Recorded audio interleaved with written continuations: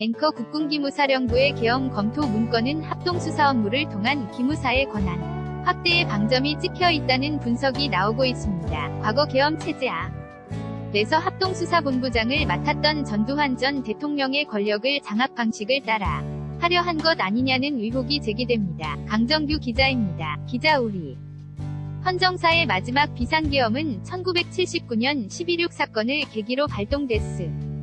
계엄체제 아래서 사법권은 당시 합동수사본부장을 맡았던 전두환 안사령관의 손아귀에 들어갔습니다. 전두환은 합수본부장이라는 법적 지위를 바탕으로 군내 사조직 하나회와 모의회 정승화 계엄사령관까지 잡아넣었습니다. 전두환 중심의 신군부가 역사의 전면에 등장한 이른바 12.12 사태입니다. 전두환, 당시 합동수사본부장, 지난 1979년 10월 26일 역사적인 비극의 발단은 김재규가 은연중 계획하에 자행된 범행이었음이 수사 결과 드러났다. 지난해 3월 탄핵 전국대 작성된 계엄령 검토 문건이 실제 행동으로 옮겨졌다면 보안사령관의 후신인 기무사령관이 동수사본부장을 맡게 돼 있었습니다. 당시 기무사령관은 육사 중심의 국내 사조직 알자회의 핵심 멤버로 지목됐던 조연천 중장이었습니다. 계엄문 건 작성을 위한 TF-도 방첩과 합동수사 업무를 담당하는 당시 기무사 3처를 중심으로 꾸려졌습니다. 비상계엄 선포와 함께 군정이 시작되면 기무사가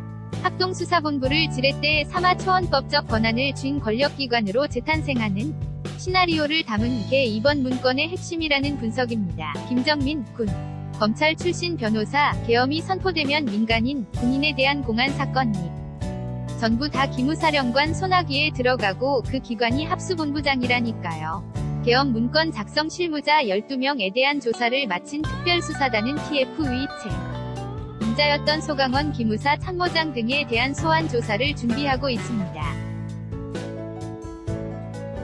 계엄령 발동이 기무사 단독으로 결정할 사안이 아닌 만큼 향후 수사 능lực 윗선을 겨냥하게 될 전망입니다. YTN 강정규 live_ytn.co.kr